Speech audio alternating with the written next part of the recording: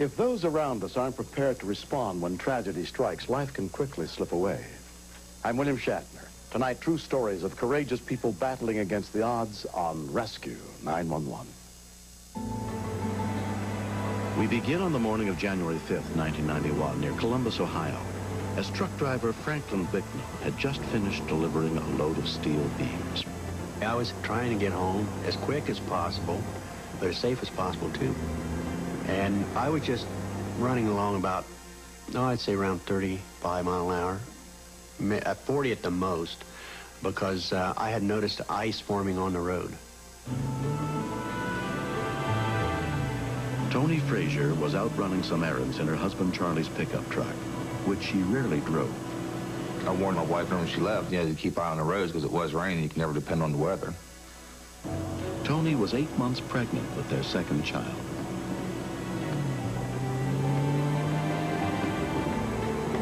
I see there's cars passing me in the passing lane, and I thought if those people could see what I was seeing on the highway, they probably wouldn't be passing like that.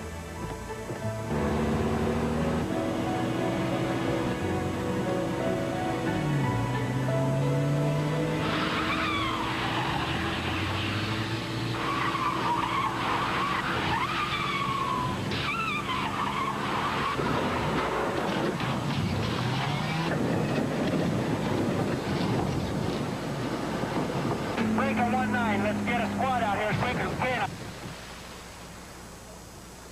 This witness a pickup truck flew over the guard railing. I just got on my CB and I started hollering on her, saying, please, somebody get some help. We need an ambulance.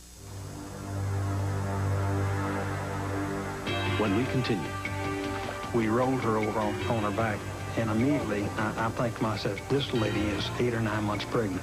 And I thought it's not going to be one death, but it's going to be 2 deaths.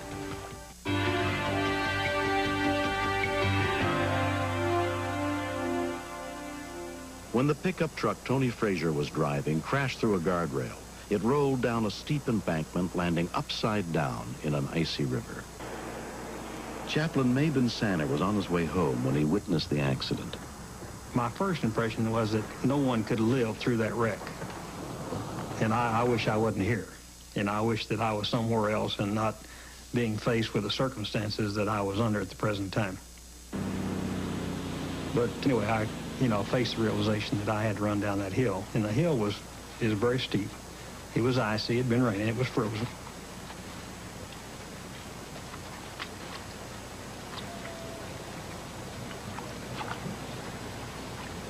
There was a coat floating on top of the water over in the driver's seat.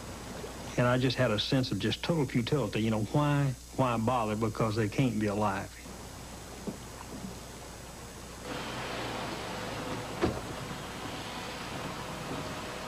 I was petrified, and at that time I was thinking that really and truly a ride like that person had went through, that they could not survive that. But I knew that regardless of the outcome, we had to get the person out.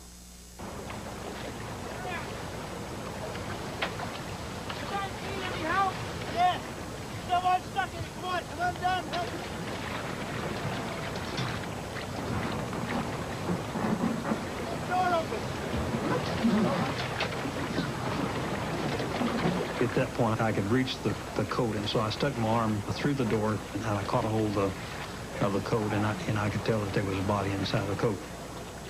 To be honest with you, probably the most difficult thing of the whole thing was that act of sticking my arm through a door that I thought was a dead body. Turn her over.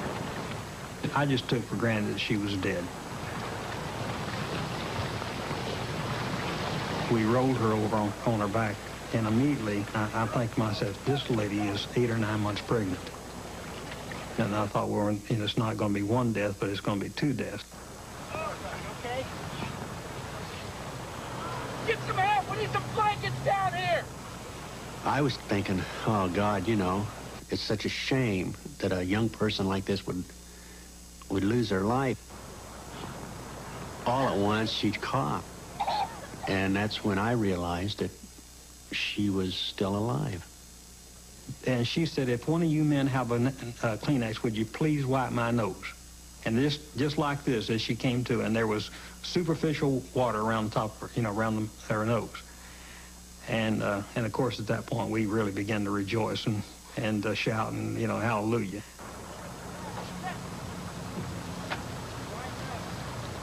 We realized that we couldn't move her too far because we didn't know the extent of the injuries.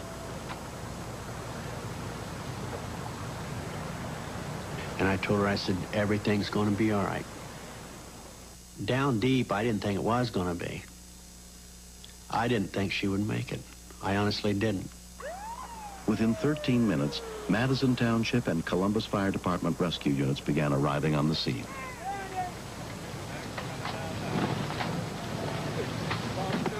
Among those who responded was paramedic Steve Roth. She was obviously scared, and when she told me that she didn't have any feeling, you could see in her eyes that she knew something was wrong. And I realized right away, especially the method of injury, that she had a spinal problem. Paramedic Bob McDonald also helped treat the victim. Vitals were pretty unstable at that point, so we wanted to get her mobilized and get her up in the medic as fast as we could, and to get her blood pressure up because she was 9 months pregnant and we were worried about the baby not getting an adequate blood supply. I wouldn't have given her a lot of chance for a recovery, considering what she'd been through. No feeling from the neck down. She's got a blood pressure about 130/60. Tony was rushed to Mount Carmel East Hospital, where she was treated by neurosurgeon Warren Leimbach. There's very little break in the bone itself. It would just literally pull apart, as if somebody had taken her neck and just snapped it in half. Can you feel me touching you here? X-rays revealed that she had suffered 2 broken vertebrae, and her spinal cord was severely bruised. Over here? I had told her that the chances of her walking again or moving her arms and legs were very, very small, almost nil. Tony, they're just going to take a picture. Tony's obstetrician, Dr. John Russ, was brought in to consult. And we decided at that point that she should deliver her baby as soon as we could get it out, because this was certainly the best way to keep the mom and the baby from further compromise. I'm Dr. Leimbach. I'm a neurosurgeon. Tony's husband, Charlie, rushed to the hospital as soon as he heard what had happened. She has broken her neck and has... I remember in the hallway after he told me that she was paralyzed from the neck down, it was like it wasn't true. Everything was in slow motion. Everything was like a daze. And we went in. I was standing beside Tony. I remember looking at her because she looked so scared, and grabbed her hand, put a hand on her shoulder, and I told her I loved her, and I was going to never leave her. Tony was taken into emergency surgery. The baby was delivered fairly quickly then by cesarean section. We got an excellent baby out. And what was amazing to us is that fairly quickly after the cesarean section, she began to show some signs that she had some feeling, and we didn't expect it at all. We were stunned and excited that we had any sort of sensation. And by the time we finished and ready to take her off the table for her C-section, she was able to wiggle her big toe a little bit on both sides. That was a miracle to begin with. I would never have believed it. But, you know, I went out and told her family, hey, we've got a chance here. Oh. She'll be here in just a second. When Tony was first shown her baby, Lindsay, she couldn't even turn her head to look at her daughter.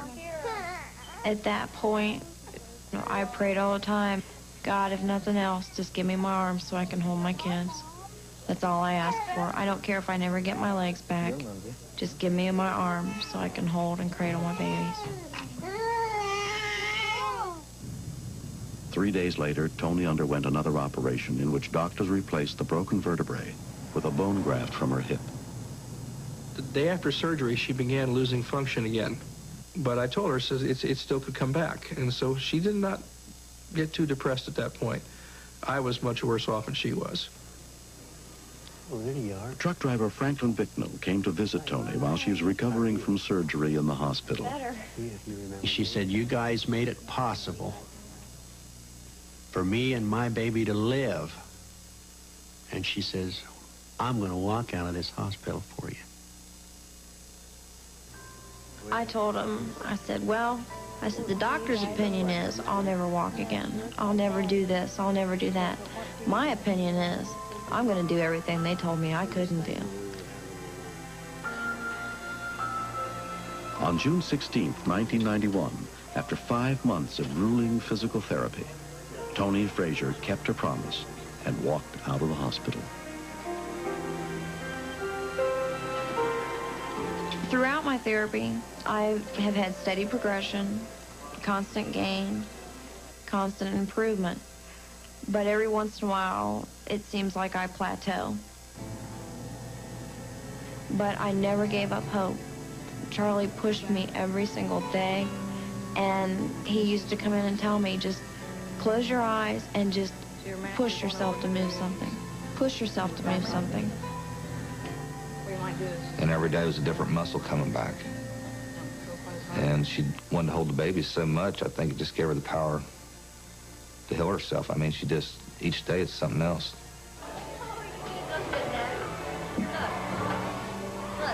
Toni's a fighter. She's definitely a fighter. And it's taken a lot of courage on her part to come as far as she's come. She's just like one of my daughters to me. I'll always be there if she needs me. If for anything, I'll be right there. I can honestly say that before this accident happened, I took a lot of things for granted. I've been given a chance, and I hope that I can be inspiration for that 1 out of that 10 that the doctors say I'll never move. Well, I'm very proud of her. Every time I see her, it tells me there's hope.